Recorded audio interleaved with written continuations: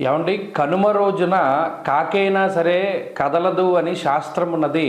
మరి అటువంటి కనుమ రోజున ఎందుకు ప్రయాణం చేయకూడదు అంటే, ఇది నిజానికి కనుమ అంటే సంధి లేదా ఒక రకమైనటువంటి కాలము, సంధి కాలము అంటారు. నిజానికి ఈ సంక్రాంతి తరువాత కనుమే కాదు, మనకి పంచ కనుమలు అని ఉన్నాయి. అంటే 5 రకాలైనటువంటి రోజులు, వాటిలో ప్రయాణం నిషిద్ధము, చెయ్యకూడదు అని శాస్త్రం చెప్పింది.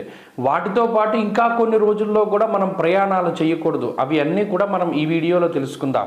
ముఖ్యంగా ఈ పంచ కనుమలు అంటే ఏంటి అంటే, ఒకటి ఈ సంక్రాంతి తర్వాత రోజు, అంటే ఈ 15వ తారీఖు కనుమ. ఈ కనుమ రోజున ప్రయాణం చేయకూడదు. అలాగే అమ్మవారి జాతర జరిగినటువంటి తర్వాత రోజు కూడా ప్రయాణం చేయకూడదు.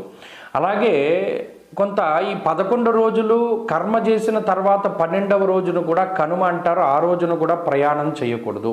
అలాగే గ్రామంలో ఏదైనా అగ్ని ప్రమాదం జరిగినటువంటి రోజు ఉంటుంది, ఆ రోజును కూడా, అంటే ఆ తర్వాత రోజును కూడా ప్రయాణం చేయకూడదు. అలాగే సంక్రాంతి తర్వాత రోజు ప్రయాణం చేయకూడదు అన్నారు. ఇవి పంచకనుమలు అన్నారు. ఈ పంచకనుమల్లో ప్రయాణం చేస్తే కొంత ఇబ్బందులు పాలవ్వవలసి వస్తుంది అన్నారు. ఇంకా మనకి ఏం చెప్పారు అంటే, పుష్యో వివాహే గమనేచ చిత్త అన్నారు. చిత్తా నక్షత్రం ఉన్నటువంటి రోజును కూడా ప్రయాణం చేయకూడదు అన్నారు.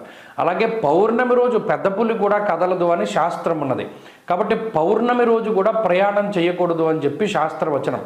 కాబట్టి ఇవి రోజులు గుర్తుపెట్టుకోండి. పౌర్ణమి రోజున ఒకటి, చిత్తా నక్షత్రం ఉన్నటువంటి రోజున ఒకటి, అలాగే ఈ సంక్రాంతి తర్వాత రోజు, సపండీకరణం అంటే ఈ 11 రోజులు కర్మ చేసిన తర్వాత రోజు, గ్రామంలో అగ్ని ప్రమాదం జరిగినటువంటి తర్వాత రోజు, అమ్మవారి జాతర జరిగినటువంటి తర్వాత రోజు, ఇటువంటి రోజుల్లో పంచకనుమల రోజుల్లో ప్రయాణాలు అన్నవి చెయ్యకూడదు.